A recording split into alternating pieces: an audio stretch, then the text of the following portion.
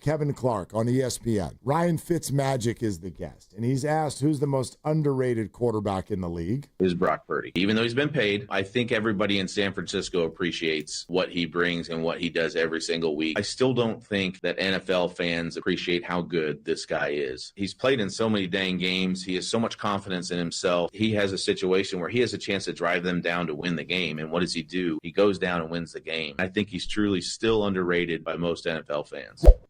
You're not insulting Brock Purdy, huh? But, I mean, I'm not insulting Brock Purdy, but. Yeah, the big but. The but comes right in. And this is, look, we've been around this 1,000 different ways for 3 years now, you and I and all of our listeners. You're free to think that I'm wrong, and I'm free to think that the way we react to 49er football in these moments is a little bit of an insult to Brock Purdy. I just do. That's how I feel. When the quarterback goes down and everyone goes, we'll win anyway. That's how I feel. I feel like two things are happening at once. A, it is somehow a love letter to Kyle Shanahan, and it is a little, maybe insulting is the wrong thing. It's a little dismissive. Disrespectful. Yeah, I feel that way. Don't be disrespectful. I don't think most of you mean for it to be that. But I just think that it is. I think that there is a dismissiveness of what he brings to the table and what will be missed now in any game that he doesn't play. And I find it to be a very, very, very key thing for the 49ers, and it is why I look at a game like even this weekend and all games he doesn't play, and I remove expectation. Because one of the most important, if not the most important and best 49ers is not there. By the way, to go along with one of the other best and most important 49ers and possibly more. So when you add all that up, I do think this is going to be hard, and I also think that it's a little dismissive of what Brock does. I think you're taking it too much to be about Brock Purdy. It's not, in this case, for me, it's not as much about Brock Purdy as it is about 4 or 5 other things, including Mac Jones being more than capable, the defense being good enough, New Orleans not being that good, their quarterback having never won a football game as a starter, and Kyle Shanahan being an amazing coach. So for me, it's not as simple as Brock's out, Mac is in, oh, you can still win, that's disrespectful to Brock. It's not about that. It's about everything else in totality in this game that leads me to think that they can still win. Now, if Brock misses 5 games, will they go 6-0? They're allowed to use your phrase. I wouldn't anticipate that they would go 6-0. And if they beat New Orleans, I'll look at what Mac did. I'll watch the game 2 or 3 times, and then I'll have a better idea about whether or not they can beat Arizona and Jacksonville. I will say disrespectful was your word, not mine. I don't think the word's disrespectful and insulting. That's too firm for me. I choose dismissive, and I feel that way, and I don't think you're allowed to back out of that by saying, I feel it's for other reasons. I think, to me, they're all in one bucket.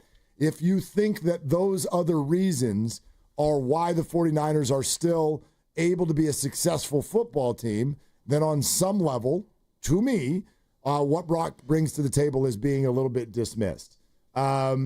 How do you try this one on for size? This is Football with Kevin Clark on ESPN. Ryan Fitzmagic is the guest, and he's asked who's the most underrated quarterback in the league. Is Brock Purdy. It's Brock Purdy. Even though he's been paid, I think everybody in San Francisco appreciates what he brings and what he does every single week. But I still don't think that NFL fans appreciate how good this guy is. And when you put on his tape, the anticipation that he throws with, the stuff that he gets those guys out of in terms of avoiding bad plays.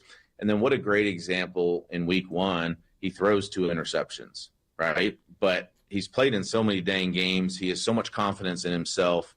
He's so calm when he's out there that then what happens at the end of the game, he has a situation where he has a chance to drive them down to win the game. And what does he do? He goes down and wins the game. And so I think a very important progression as a quarterback, when you have the ball with 2 minutes left, does your team believe that you're actually going to win the game? And when the other team has the ball, are they thinking, oh, my God, we can't give this quarterback another chance. We've got to run this clock out. And Brock Purdy is entering that conversation as that guy And I think he's truly still underrated by most NFL fans. Yeah, it's interesting. Maybe I elevate the like certain opinions in a way sort of higher than I should. I think all of us are impressionable to some degree, unless really what you do is just put on earmuffs and watch every football game and then decide that, like, this is my opinion based solely on what I see. We all hear voices. We all read things. Other than Cam Newton, the list of people who've played the position, who have continued to trumpet that this guy literally blows them away, is so long. And Fitzmagic is only the latest to say something like this. And the list includes people like Tom Brady, Joe Montana, and Kurt Warner, and Steve Young. Like that's the list. And so I don't, like, I'll bite. Maybe I listen to those voices too much. But when I hear stuff like that, I'll tell you where my mind goes. It's not just as simple as going, well, if Tom Brady says it, it's true. It's more like they clearly know things about what it takes to do what they do that we don't know. Like, we look at any interception sometimes and we think it's the same bite of a bad apple.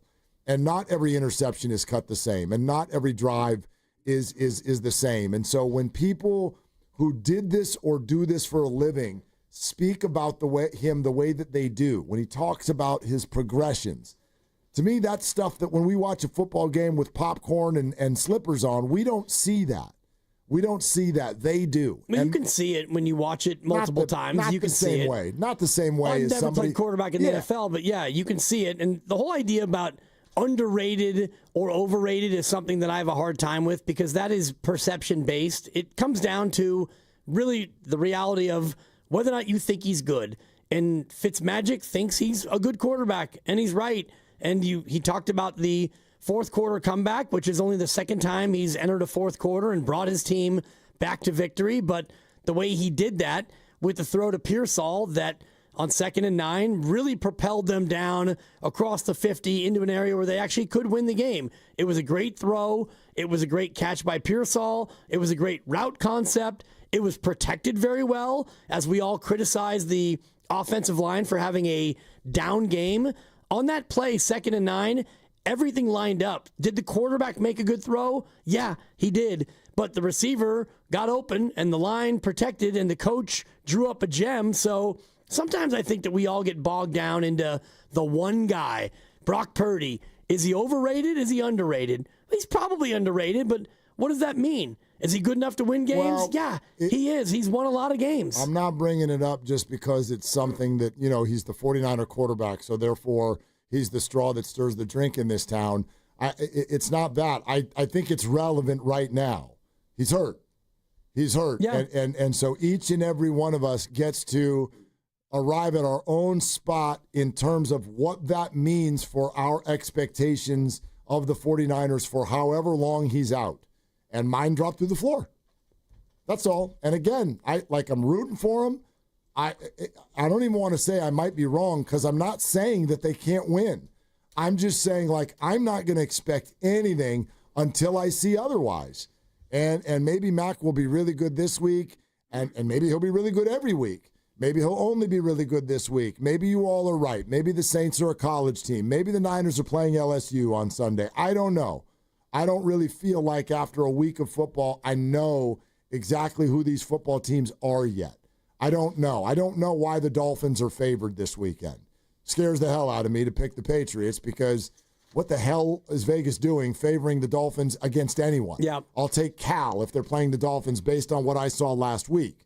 But so I don't know. Yeah, the Saints on paper are not good, and then they went out and lost a football game. Although it was not an ugly football game. No. They played a one-score game, and it was a kind of a one-score-ish game most of the time. And so I'm not expecting much from the Saints, but I don't really know exactly who they are. But I also feel that way right now about the 49ers. And so in a way, that's kind of my thought. It's interesting how many people still think they know what to expect from the Niners this weekend. I don't feel like I've got any idea what they're going to look like with at least two, possibly more really key people who are centerpieces of what they do are not there.